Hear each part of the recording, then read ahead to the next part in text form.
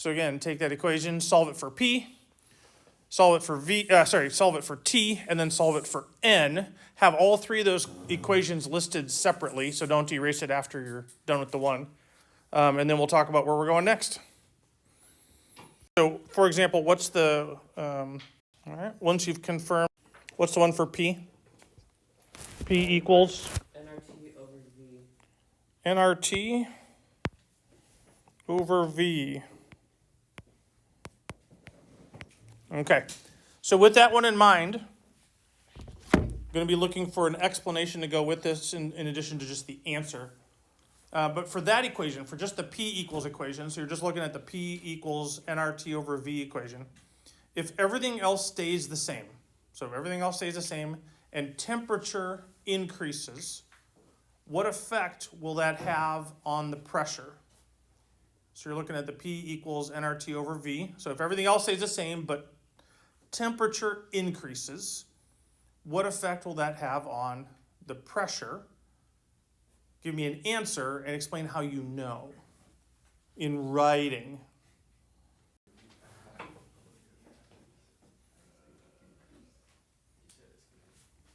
So again, everything else stays the same, but temperature increases. If temperature goes up, what will happen to the pressure?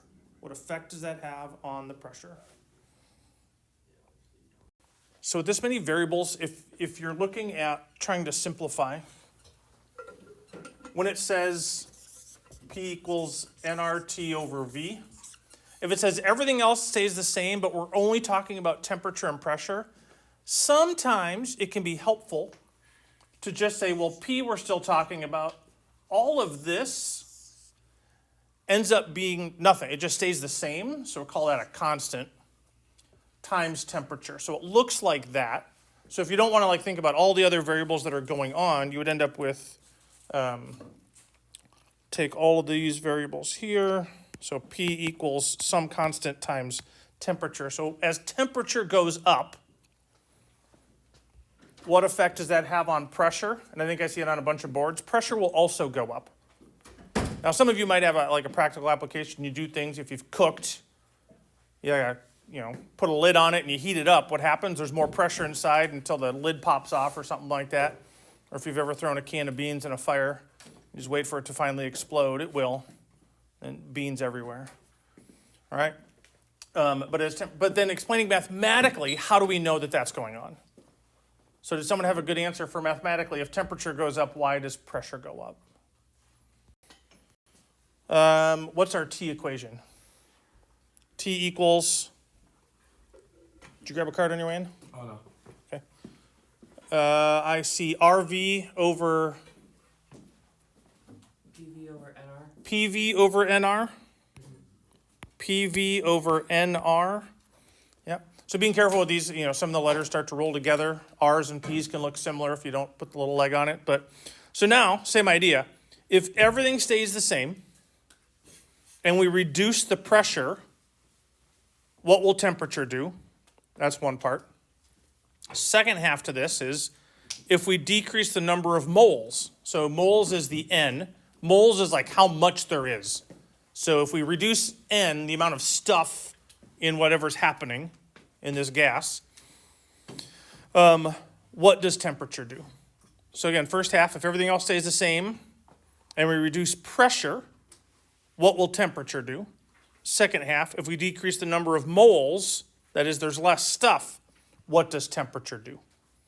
So looking at the temperature equation, trying to figure out what happens when we reduce pressure, and then secondly, when we reduce the number of moles. Did you get 2? There you go. You're probably going to need a marker. So yeah, I'm hearing conversation go on. So in that first half, if everything else stays the same, and we reduce pressure, so in the numerator, that pressure goes down, that means temperature will go down. Because they're both in the numerator, they're going to do what the other one does. All right, so hopefully we're seeing that, and that'll be consistent. If you're working with two fractions, now on the left-hand side we just have t, which isn't a fraction, but it is. It's t over 1. But if I have two fractions, if the numerator of one goes up, the numerator of the other one has to go up. If the numerator of one goes down, the numerator of the other one has to go down. So they will do what the other one does. All right? And then I heard up here conversation going on that if we take and we reduce n, so T equals PV over NR. So if n goes down, and where's n? It's in the denominator. So in the denominator means we're dividing.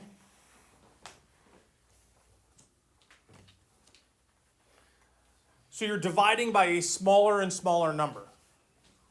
So you're splitting it into smaller pieces, or you're actually bigger pieces, because we're dividing it by less amount. All right, so dividing something by 10 versus dividing it by 2. If I divide it by 2, I'm going to have a larger answer. And I heard someone else over here, I mean, he's talking about like cooking. If you have a pan and you have at a certain heat, and you have a certain amount of food that you put in, if you put less food in, it'll cook faster. Right? So the temperature will go up quicker because there's less stuff. So as n goes down, so I mean, there's ways of thinking through this that's not maybe necessarily as a gas law in chemistry or what we're talking about mathematically, algebraically. If I have a number in the denominator and it's smaller and smaller and smaller, then the other fraction will get larger and larger and larger. All right? But usually we think of it the other way, and it's usually presented in a lot of textbooks the other way. Hey, if n is larger and larger and larger, we already talked about this on the last slide, if n is larger and larger and larger, then T will get smaller and smaller and smaller. All right? More stuff will reduce temperature. So you can go ahead and erase your boards, and I'm going to give you 3 equations to write.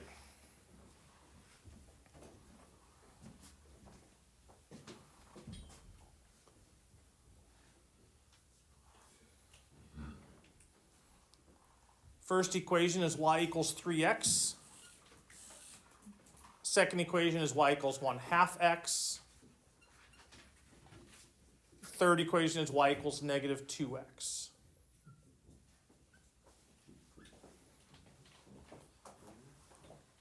So y equals 3x, y equals 1/2 x, and y equals negative 2x.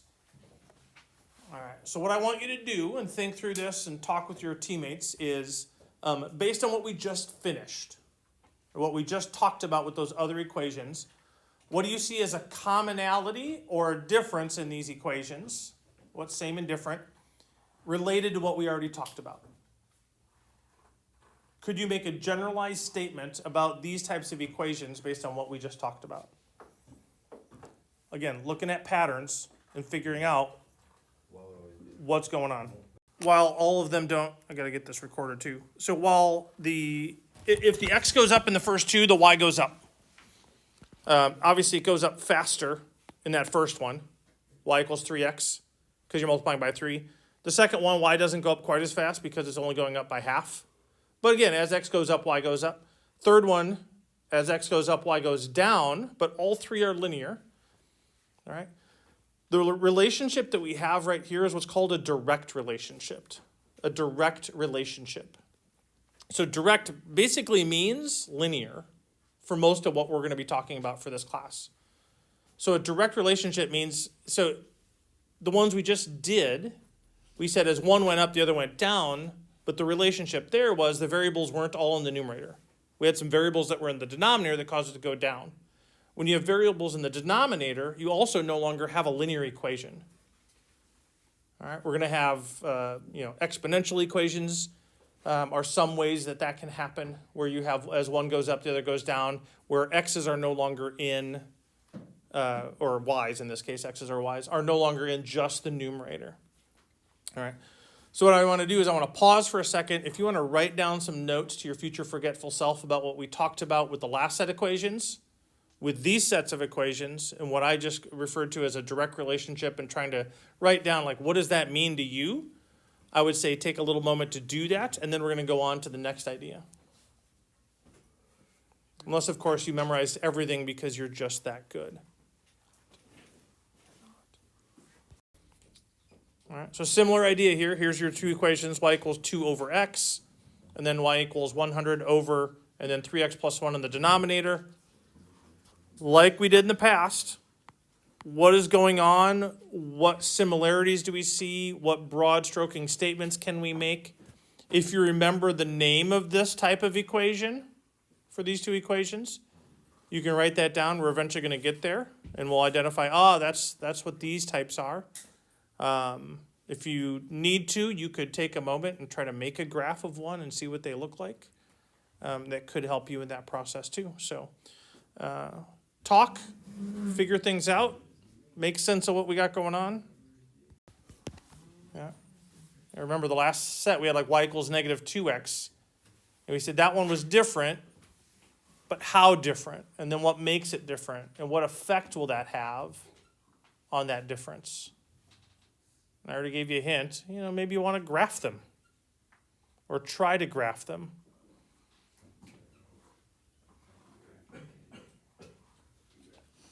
Graphing calculator, Desmos.com, or by hand. For those of you that are like, I'm just going to grind it out, you can try.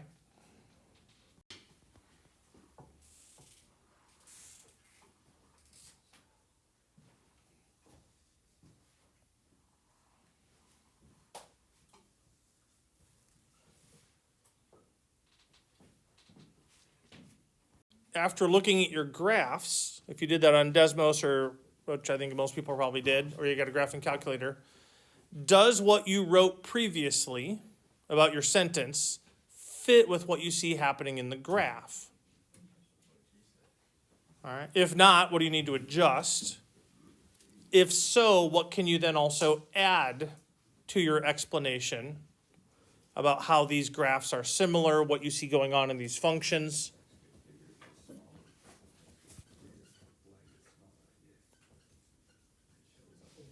And if you've been the one and only person holding on to the marker, it might be time to share with your teammates so they get a chance to write at the board and participate in what you have going on.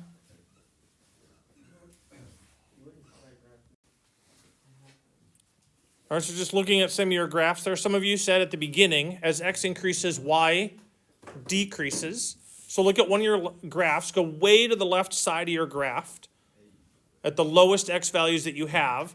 As you move to the right, what is your equation doing as you move from left to right? Start at the way left side of your graph. If you were to trace it with your finger, what is your graph doing? It is going decreasing. It's going down. So left to right, as x increases, as I'm going to the right, y goes down. And then it goes way, way, way, way down, and it goes off the edge of your screen, and then we start back up way at the top again. So we go back up there and continue to trace that graph, and as I move to the right, as x increases, y continues to decrease. But we got that gap in there. Does anybody remember why we have that gap in there in the graph? Is it because x is not in a linear equation? It's not linear equation, correct. But we can have some nonlinear equations that don't have an asymptote. We have an asymptote there. That's what that's called. Okay. But look at your graph, look at your equation, and see if you can figure out why we have that missing spot. And we've talked about this a little bit. Yes, sir? Because x can't equal 0? In y equals 2 over x, x cannot equal 0. Why is that? We cannot divide by 0. So x in that first equation cannot be 0. So when we have a domain restriction, this is graphically oftentimes what it looks like. I'm going to have a graph that approaches that value. So we're going to be approaching x as 0, but it won't actually ever be there. In the second graph, what can x not equal?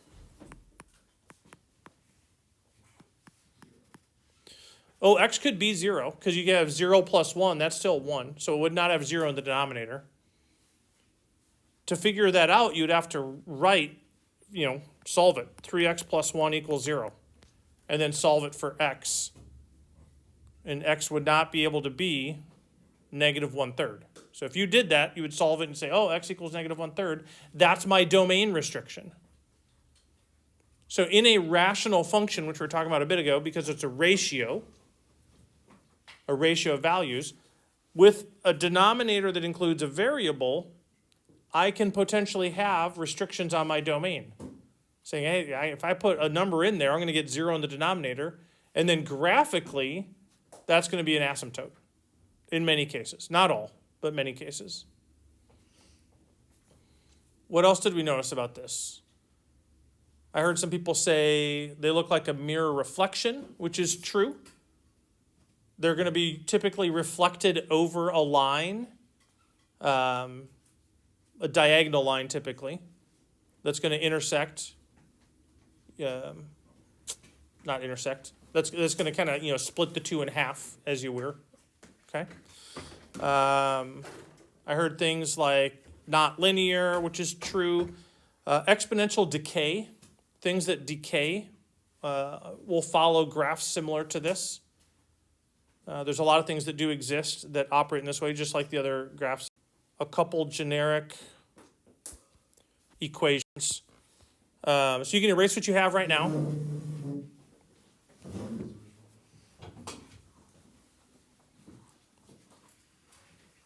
All right.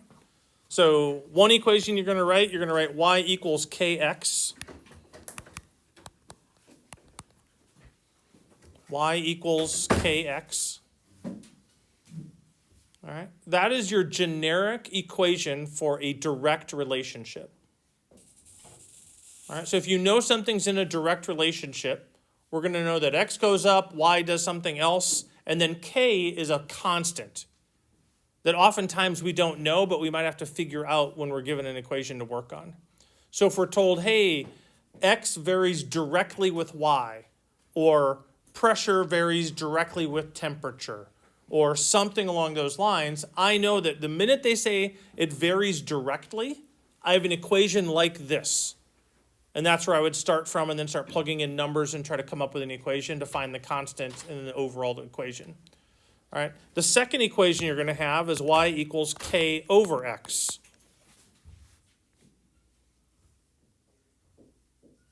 All right. Again, k would be a constant in this scenario.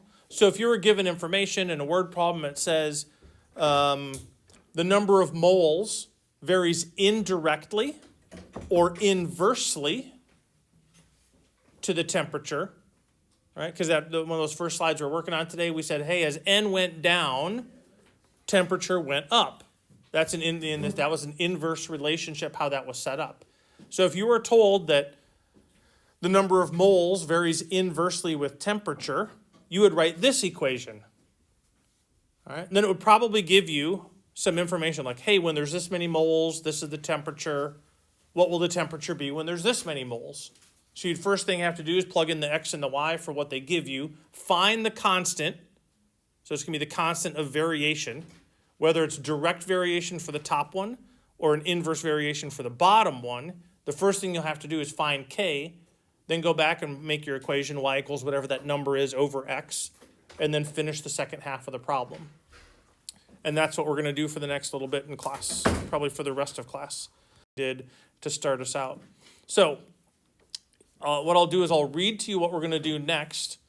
Before we do that, let's create.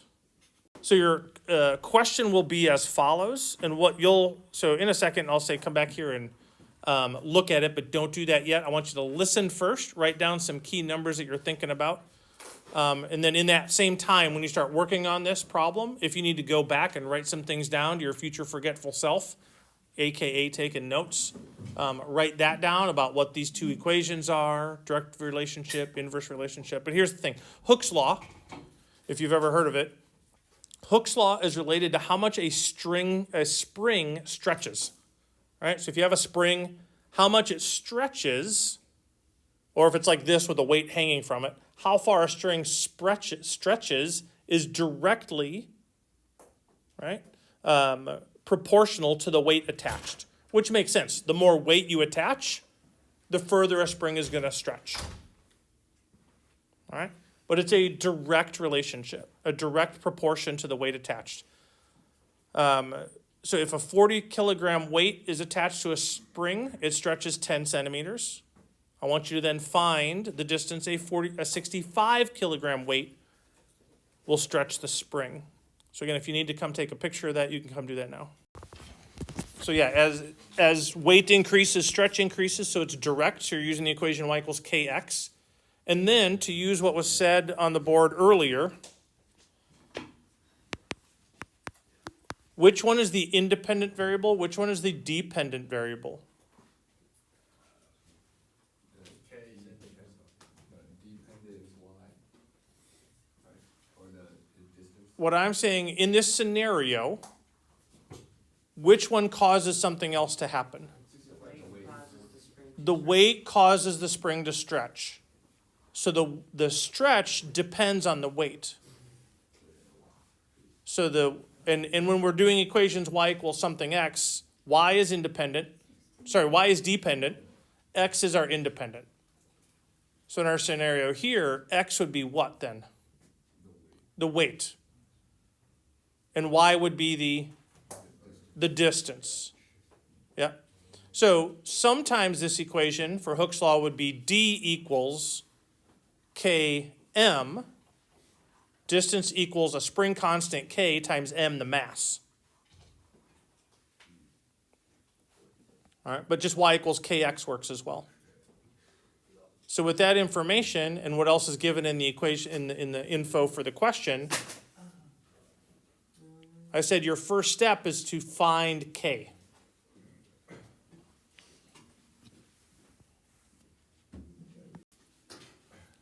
Tommy, yo, did you get 16.25?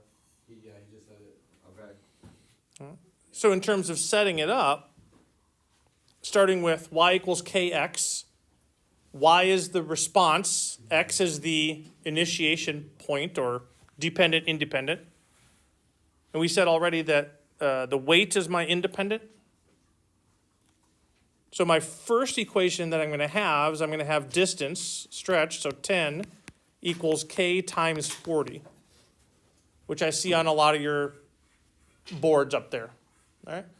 Because it's a direct relationship, the x, the independent, was the mass that was added. The dependent was the distance it goes. And you find that k equals 1/4.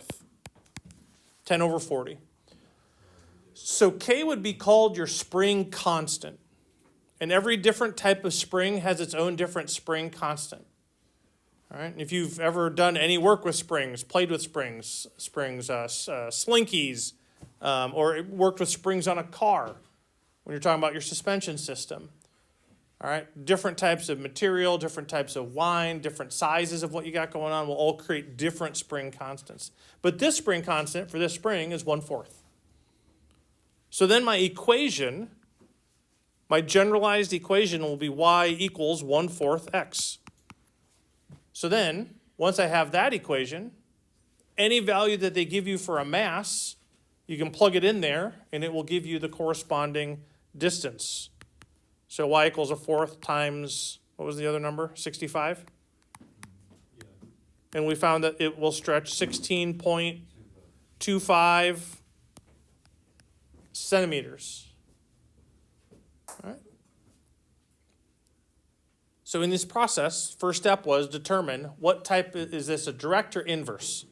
And then based on that, what do I know? Plug that information in to find k, and then use my final equation to then do what the question actually asks. All right, so procedurally, identify the equation. Step 2, find k with the given information. Step 3, determine what then the answer is to what they're asking me to find.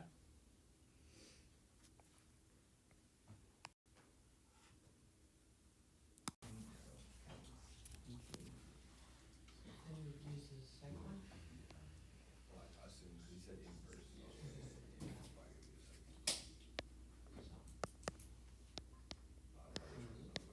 Oh, okay. You said temperature was fine. You said temperature was fine.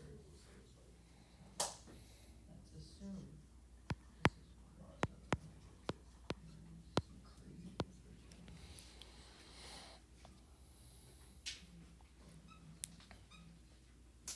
What's 960 times 1/4?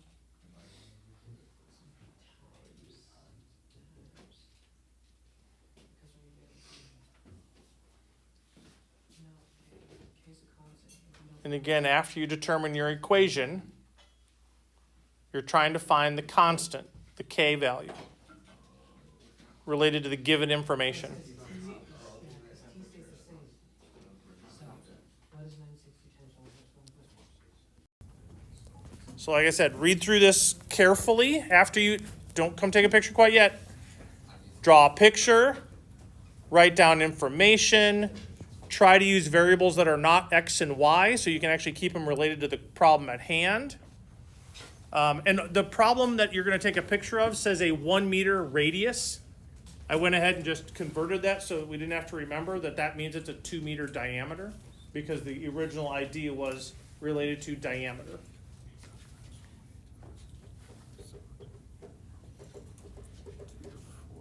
There's two cylinders, right?